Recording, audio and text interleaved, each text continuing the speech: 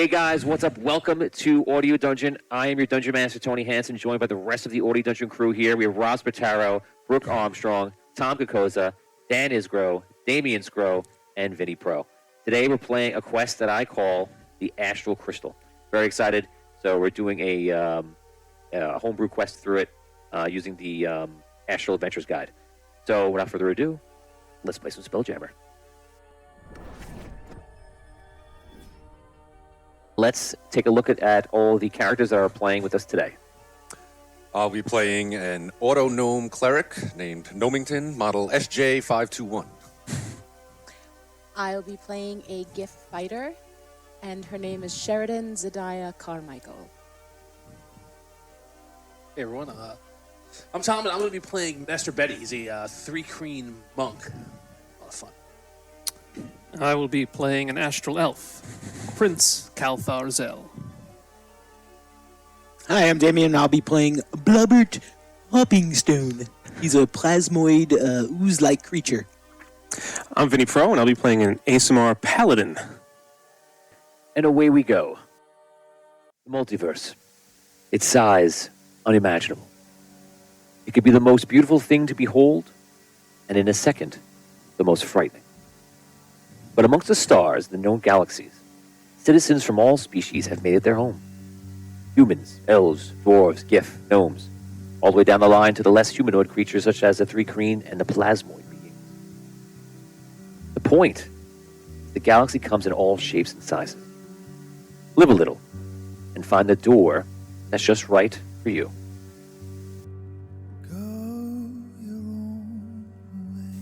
We open to a busy spaceport on the meteor Gazzard's Rock, on the far edge of GIF Wildspace.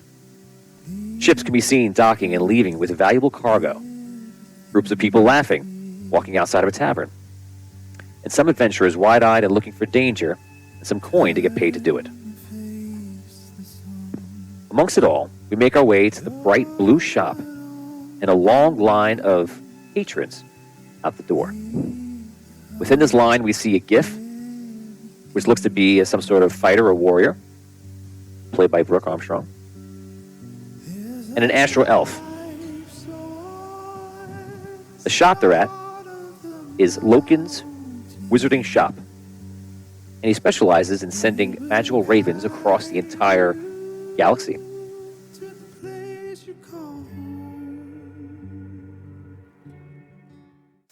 Sheridan and Calthar, you are on the line outside of that shop, and you are having a small debate about the coins that you're spending. Obviously, you only have so much money when you go out, so many coins that you take with you on your adventures. So your character, Dan, is a character that, sort of like Indiana Jones, where you try to find these lost artifacts. You see, the elven species has, a long time ago in its history, gone into the astral realm, and they've come back out. And before that time, a lot of your people's culture has been lost, and you've kind of taken it to yourself to find that culture again. So you are the second-born child, and you're also a prince. So you have an older brother named Kalon, and your father, his name is Deridale. So King Deridale rules from what's called the Radiant Triangle, and that's basically a combination of multiple space. He rules from the Golden Citadel. So the planet that is overseen by the elves now that they've taken over after coming back from the astral world many years ago is Iridan. It's ruled by King Deridale. And one day, the rulership will pass to your brother, your older brother, Kalon. Okay. So you spend your time basically going around any wild space that you believe might have any elven artifacts, and so far you've been successful in finding 5, 2 major ones and 3 lesser ones. Nonetheless, your people are always very excited, and they see you as this person who's like, recapturing the past, a past that perhaps the elves have lost and would have lost forever if not for you. Your brother is seen to be, that's the one who will one day lead us, but you're almost like the cultural leader in a sense. Every time you come back, they're excited to see your exploits. Okay. A long time ago, probably about 4 or 5 years ago, you hired Brooke's character. Sheridan Color Sherry. So a long time ago, about 4 or 5 years ago, you hired Sherry, and she has basically been a gift that's excited just to make memories and live life dangerously, and she's been the perfect companion out on adventures, and together you found those artifacts. Okay? Today, you're on, and probably for about a few months now, you've been on another mission. So my character Calthar has been looking for a magical scroll that he found out about. So apparently this scroll has the ability to locate any magical item over a very, very, very large area. So being the treasure hunter that I've become, this is almost a priceless item as far as I'm concerned. So I can find magical items over large amounts of space. Apparently, this item is currently possessed by a 3-creen. However, I cannot find him. I've been to Logan. I've sent out many magical ravens. I think 5 magical ravens now. Unfortunately, they've come back with nothing. So I've spent a lot of money just trying to find this 3-creen, but so far I've come up totally empty-handed. And here we are visiting Logan again. So you guys are on the line for Logan's Wizarding Wares, and you basically, this will be the 6th time that you're online, and you know that he's just wasting his coin at this point because for whatever reason, and we know that these birds will travel through the galaxy thanks to Logan's magic, and he's one of the few wizards that can do this. He was a retired Spelljammer. That's SP. He's famous in the area for being known to have retired and opening his shop. And but for whatever reason, these ravens are just not getting there, or they're not being returned, and that's a very unusual thing for the spell. You guys are online. You're about 3 or 4 people in, waiting to go see Logan. Go ahead. Sheridan, I think this will be the time we can find something. How are you sure that this is the time? You spent so much money already. Sheridan, I've told you.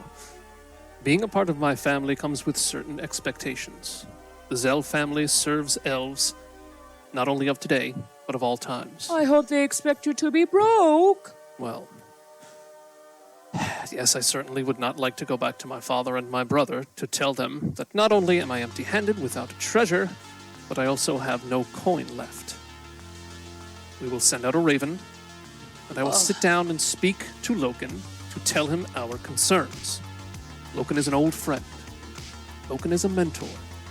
He will understand our frustration, and my hope is that he will not only offer us a comforting ear, but he may have some suggestions for us.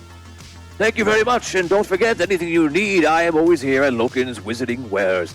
Calthar, I am sorry, I have no raven for you today. Overjoyed to see me as usual, old friend. I don't understand why the ravens aren't coming back in.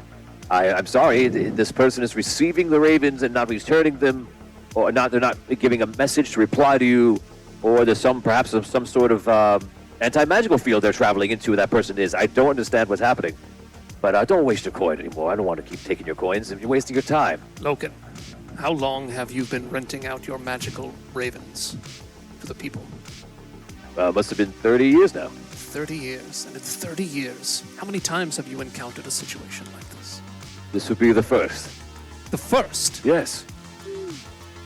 Even if they reply something simple, it will come back. The bird will reappear here, and we would have some sort of message, but I don't understand. Well, perhaps what could be returned would be some of the coin that he spent. Don't you think that would be appropriate? Unfortunately, all the spell components that I use are very expensive, and they have been used for the spell. And that's also why I tell you to don't spend any more, because I don't want to see you losing all your coin. Logan, you understand the expectations that come with being a part of the Zell family. Sure. Is there anything I can do to help you? Oh, I'm sorry, the Zell family. You just reminded me. How can I forget? You actually received the raven. I received a raven. Yes. From? I don't know. That's up to you to find out. He comes back, and you see the ravens here, and he goes, take it outside, listen to it yourself. Sheridan, a moment, if you will. You're like, oh, of course.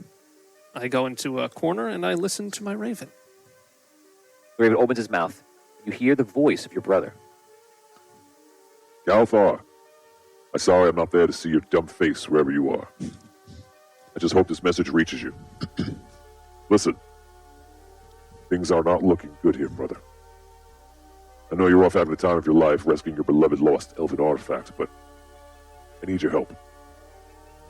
The war is getting bad. We've lost more than half the fleet, and it's only a matter of time before they're here at the fortress. There's something I have to do. but I can't. The Star Shield that we learned about from Father protecting our planets, our home. I know it's been hundreds of years, but I think we need to ignite it once more.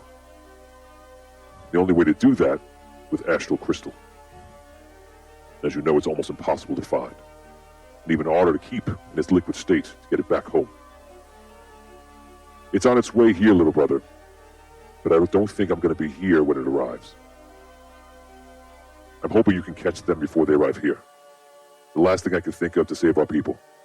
I know you didn't join the military or ask for this, but I need you. Let's talk next time we see each other. Love you, bro. And the bird closes its mouth and then tilts its head towards you. So I'll tell the raven, brother, your problems of war come to me one more time. I'll find the Astral Crystal. But if I deliver it to you, I'll need your help in finding my next artifact. Deal? Okay, after you pause for a few seconds, the raven kind of looks at you, and then as it flies up in the air, it disappears. Okay. And it's gone. From where we are, how far are we from Iradin? You're probably a voyage of, I would say, about 3 days. But he's not in Iradin. He's in his fortress Which is where? at the edge of Elven space. So maybe he's actually a little bit closer than that. It's probably about a day and a half to. And the Astral Crystal is going to him? The Astral Crystal is going to him, and then they were going to bring it home. They're going to bring it to the Golden Citadel to ignite the Star Shield. All right, so I'll go back to Sheridan. Okay, you walk over, Sheridan, you're there, and you see Logan's actually coming out. He closed up shop for the day, and he kind of walks over with you. How did it go? Anything important? It is important, Logan. That was my brother, Kalon. He's saying the war is not going very well. He made a request of us, and I share this with you because I trust you both. They are waiting for an Astral Crystal to reignite the Star Shield. It is my knowledge that the shield hasn't been activated in years. Very, very long time. It seems he's getting desperate. So he has more, or he does not have any? The Astral Crystal is on its way. He asked me to intercept the ship and fly it more quickly. I would imagine if the dwarves know about the Astral Crystal, they would try to ascertain that. They use Astral Crystal in their war machines. Some of the ancient ones they have. We'll need a ship. And a pilot. Well, you have a bigger problem, actually. What's that? How are you going to keep the Astral Crystal? If the Astral Crystal is indeed in cargo ships, then it would be in some sort of liquid form. Yes. But if it's removed and encounters air, it'll turn into crystal. You're going to need someone or something to help you keep it in its raw state. Anyone you can introduce me to? How do you feel about plasma? Plasmoids.